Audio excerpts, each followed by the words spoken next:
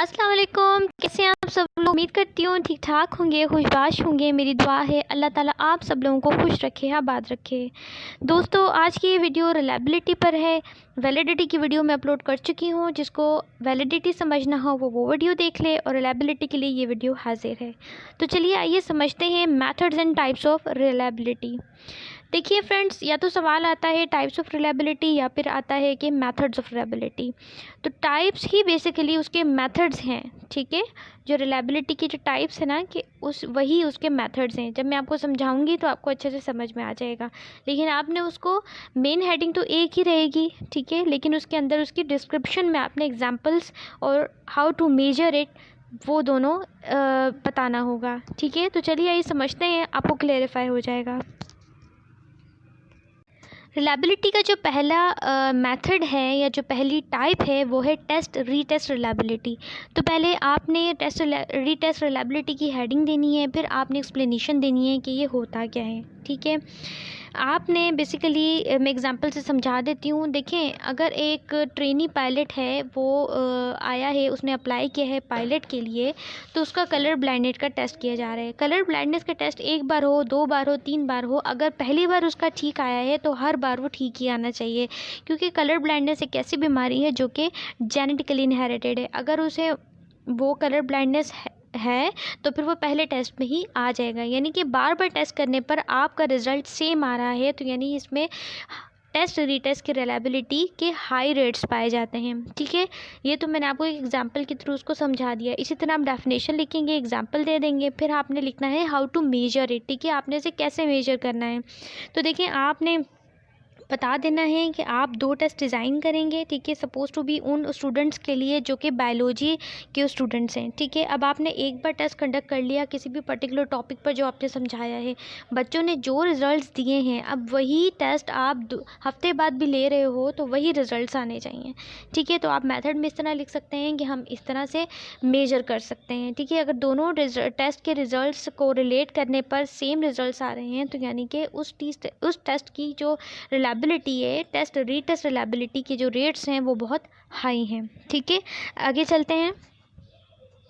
आगे है parallel forms reliability, ठीक है। ये क्या है? देखिए दोस्तों, अगर एक सेम कंटेंट है, 2 डिफरेंट टीचर्स ने पढ़ाया है, ठीक है, उसके बाद वो दोनों टीचर ही उस बच्चे से टेस्ट कंडक्ट कर रहे हैं, तो फिर क्या होगा? अगर बच्चे ने, देखिए, एक टीचर जो टेस्ट बना रही है वो अलग सवालात लिख रही है, दूसरा टीचर जो टेस्ट बना रहा है वो अलग सवालात लिख रहा है, ठीक है। इन दोनों के बच्चा जब दोनों टेस्ट कंडक्ट करेगा, उन दोनों को जब चेक किया जाएगा तो रिज़ल्ट सेम आने चाहिए, ठीक है। इसका मतलब है बच्चे ने दोनों में कंसिस्टेंसी शो की, तो यानी कि उसने पैरेलल फॉर्म्स रिलायबिलिटी के हाई रेट्स शो किए हैं, ठीक है स्टूडेंट्स। अब ये कंडक्ट करने का तरीका क्या होता है कि एक पर्टिकुलर टॉपिक जो 2 टीचर्स ने पढ़ाया है, ठीक है, आपने उनके मतलब टीचर ने जो पेपर डिज़ाइन किया है, तो या तो ये है कि आप 2 डिफरेंट पेपर 2 डिफरेंट टीचर से बनवा कर दे सकते हैं, ठीक है, जो मैंने एग्जांपल में समझाया। दूसरा ये हो सकता है कि अगर एक ही क्लास है, एक ही टीचर है, वहाँ पर पैरेलल फॉर्म रिलायबिलिटी कैसे अचीव किया जा सकता है। तो देखिए, उसमें टॉपिक से related different versions of questions बनाइए और एक बड़ी तादाद में बनाइए, ठीक है। फिर रैंडमली उन क्वेश्चंस को डिवाइड कर लीजिए और फिर उन क्वेश्चंस को डिफरेंट स्टूडेंट्स में डिस्ट्रीब्यूट कर दीजिए, ठीक है। फिर जो टेस्ट आएगा और अगर सबके जो रिजल्ट्स हैं वो सेम आएंगे, तो यानी कि आपने पैरेलल फॉर्म रिलायबिलिटी के हाई रेट्स अचीव कर लिए हैं, ठीक है जनाब।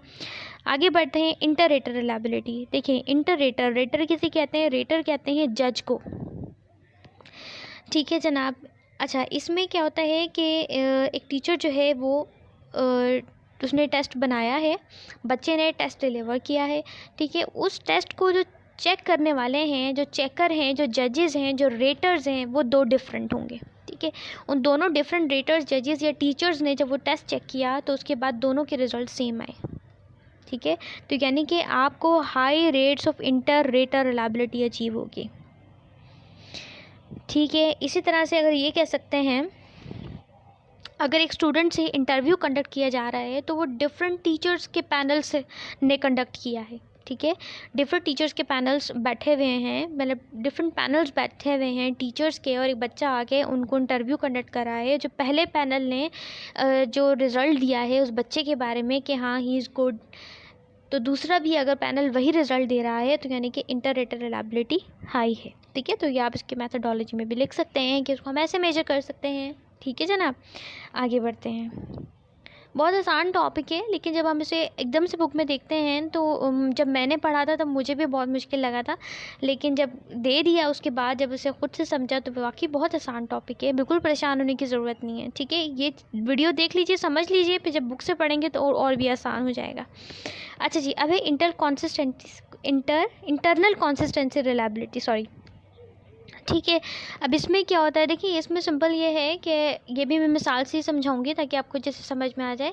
अगर मैं एक सर्वे कर रही हूँ, ठीक है, डेटॉल सोप के बारे में, और मैंने उसके बारे में डिफरेंट क्वेश्चंस एक क्वेश्चन ये तैयार किया है, डिफरेंट क्वेश्चंस लिखे हुए हैं कि डेटॉल जो है वो 99.99% जर्म्स को किल कर देता है, वो ये कर, वो चीप है, वो ये है, वो ये है, वो ये है। ठीक है, इसी तरह मैंने बहुत सारे क्वेश्चंस वहाँ लिखे हैं उस क्वेश्चन ईयर में। उसके बाद मैंने सिंपल से नीचे की स्टेटमेंट दे दी है, अग्री डिसएग्री।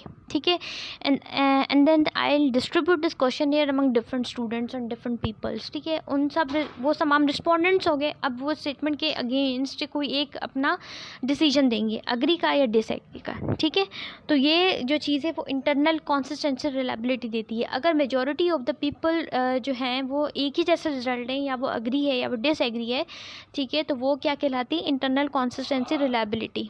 ठीक है, अब देखिए इंटरनल कंसिस्टेंसी रिलायबिलिटी की दो सब टाइप्स हैं, या फिर आप ये कह सकते हैं इसको मेजर करने के लिए दो मज़ीद डिफरेंट मेथड्स हैं। अब वो क्या हैं वो समझ लेते हैं।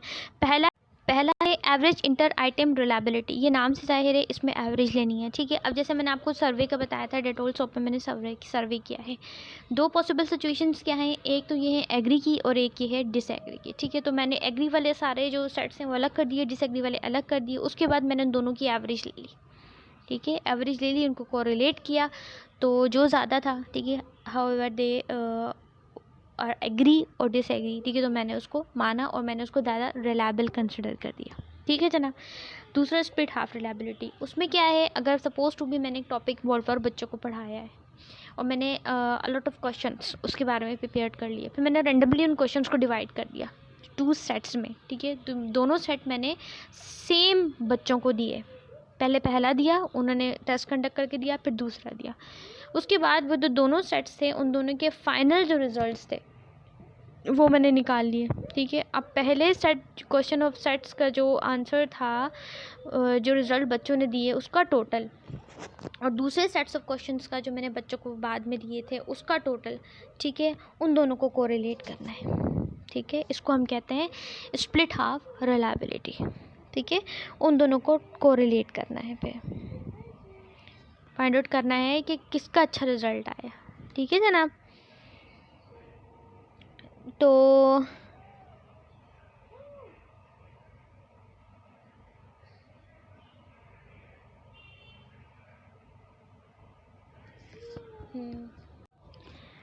देखिए बहुत आसान है, यही मेथड्स हैं, वो यही इसकी टाइप्स हैं। ठीक है, तो अगर पेपर में टाइप्स आती हैं तो आप इसी तरह से डिस्क्राइब करेंगे, मेथड्स आते हैं, ठीक है, तो आप मेथड्स भी इसी तरह से डिस्क्राइब करेंगे, बट हेडिंग्स आपकी चेंज हो जाएंगी। ठीक है, एग्जांपल्स, डेफिनेशंस और इसी तरह से आपने बयान करना है जैसे मैंने आपको समझाया है। अगर फिर भी इसमें कोई डिफ़िकल्टी होती है तो आप ज़रूर मुझे कमेंट बॉक्स में शो कीजिएगा, मैं ज़रूर आपको रिप्लाई करूँगी। उम्मीद करती हूँ आज की वीडियो आपको पसंद आई होगी। मिलती हूँ एक नई वीडियो एक नए लेक्चर के साथ। अल्लाह हाफिज़।